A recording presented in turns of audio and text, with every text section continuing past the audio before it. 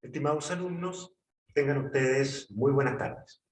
Nos corresponde seguir con nuestro estudio de Derecho Civil 1 y específicamente iniciar el estudio de las personas jurídicas.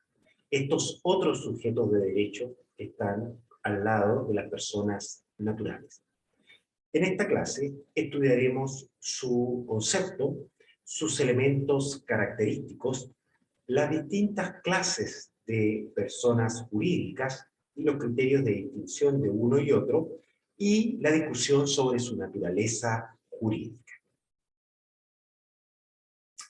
Partamos por indicar que no es lo mismo hombre que sujeto de derecho, ¿no es cierto? Esto ya lo hemos señalado.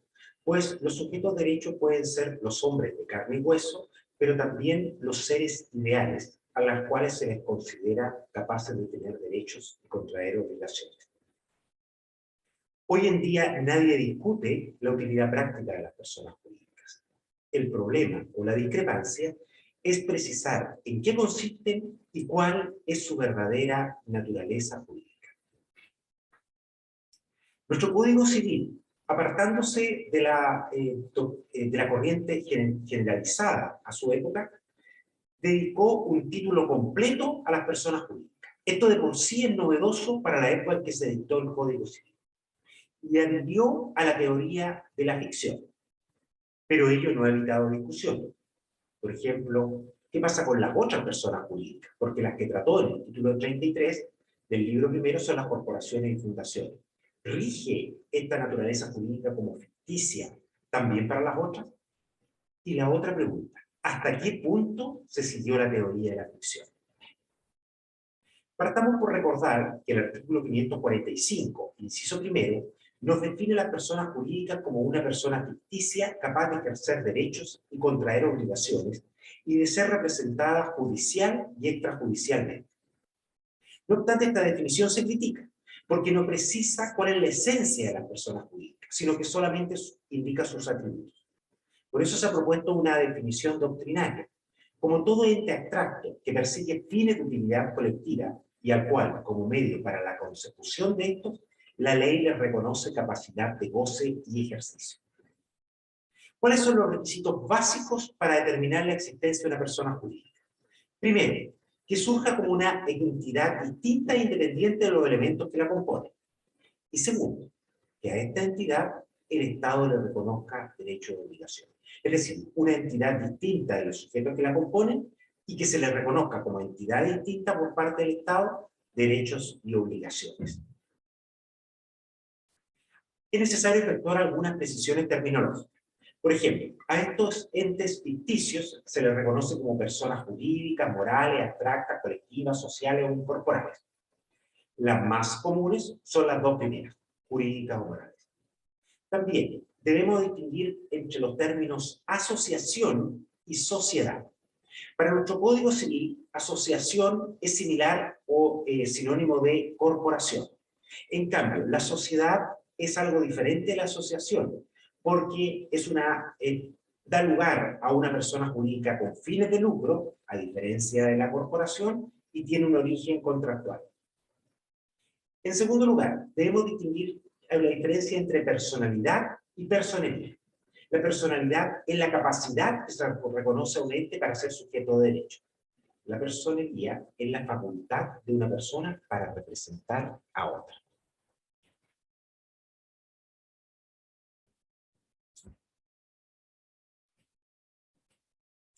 Ahora, los antecedentes históricos. El derecho romano no elaboró una teoría general de las personas jurídicas, pero ya en cierta etapa aparecen conceptos propios de personas jurídicas reconocidas por el Estado, como los municipios, las colonias, las ciudades.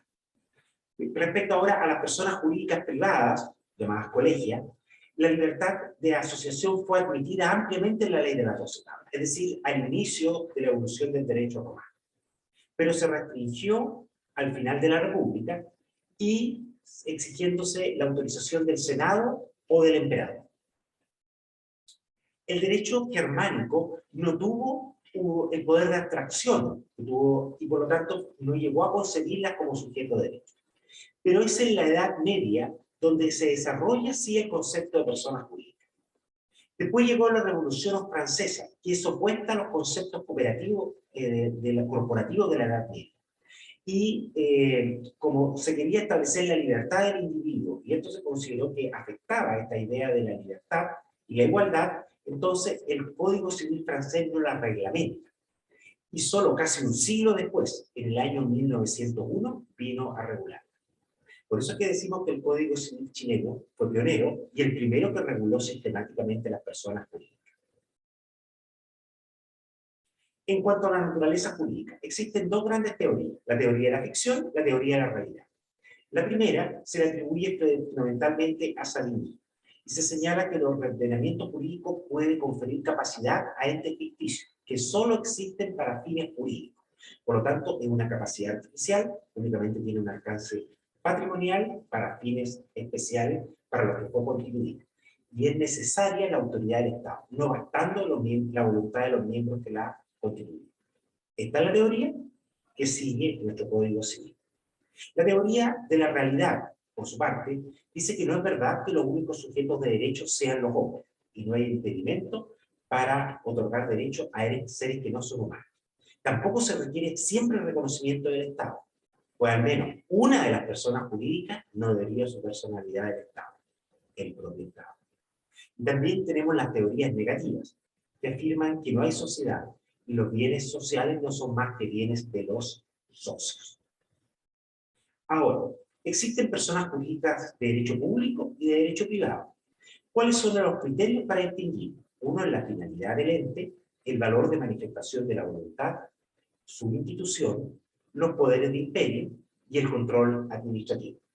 Nuestra jurisprudencia ha establecido que para distinguir si se trata de una persona jurídica de derecho público o de derecho privado hay que atender a la iniciativa de su creación, a las potestades públicas que puede tener, a la naturaleza del fin y a la fuente de sus recursos. Se acota que ningún criterio por sí solo basta y deben considerarse todos. Ahora, respecto a las personas jurídicas de derecho privado, se debe distinguir entre las que persiguen fines de lucro, las llamadas sociedades industriales, que pueden ser civiles o comerciales, y las que no persiguen fines de lucro.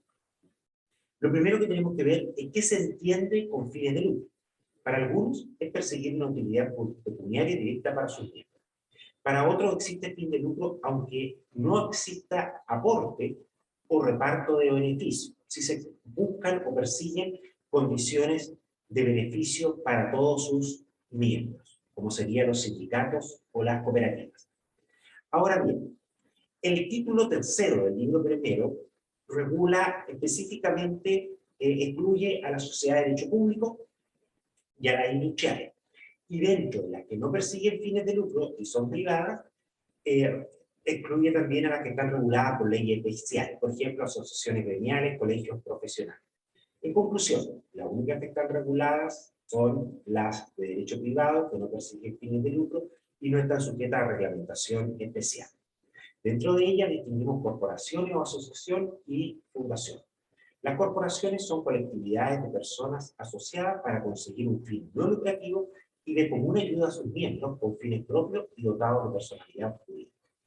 O como dice el artículo 545, inciso tercero, se forman por una reunión de personas en torno a objetivos de interés común de los asociados. Aquí, la pluralidad de personas forman un rol activo. La fundación, en cambio, está constituida por una masa de bienes destinadas por la voluntad del fundador a prestar servicios a una pluralidad de personas indeterminadas. Se le define como la personificación de la organización instituida y elegida por el fundador para realizar el fin benéfico al que se destina una masa de bienes. Se dice que, actualmente, el artículo 545 del Código Civil, que la fundación se forma mediante la afectación de bienes a un fin determinado de interés general. Luego, la fundación no es una alianza de personas, sino una masa de bienes que se destinan a fines determinados. Las personas jurídicas mixtas, se dice también, reconoce, son aquellas que participan de las características de una y otra. Ahora, ¿cuáles son las diferencias entre las corporaciones y fundaciones? Ustedes ya de la definición y la explicación podrán ir sacando sus propias conclusiones. En primer lugar, el elemento básico, ¿no es cierto? En las corporaciones, en la colectividad de individuos. En las fundaciones, predomina el elemento patrimonial, que sirve para que se pueda cumplir el fin al que están destinados. En segundo lugar, respecto a la voluntad que le da vida y elige al organismo, en la corporación, la colectividad de individuos. En la fundación, la voluntad del fundador. Respecto también a la formación del patrimonio y a los fines, ¿no es cierto? Porque los fines de la corporación son los que deciden los miembros de la colectividad. En la fundación, el que decide el fundador. Las disposiciones que rigen a ambas. El artículo 563 hace aplicable a ambas casi la mayoría de las disposiciones. Pero habría alguna disposición especial para la fundación, como el artículo 548-4, relativo a los perjuicios de lo que el estatuto de la corporación puede causar, el artículo 562, que se refiere a los estatutos, y el artículo 564, que dice que las fundaciones perecen por la destrucción de los bienes destinados a su mantención. Los dos primeros son propios de la corporación y el último es propio de la fundación, ¿no es cierto? Ahora, ¿cuáles son los elementos que intervienen en la constitución de una persona jurídica? Bueno, el elemento personal en las corporaciones, la voluntad del fundador en las fundaciones y la autorización del poder público. Continuaremos sobre esto en la próxima clase. Como siempre, los llamo a revisar el texto y acordarse que esto es solamente una síntesis de la materia.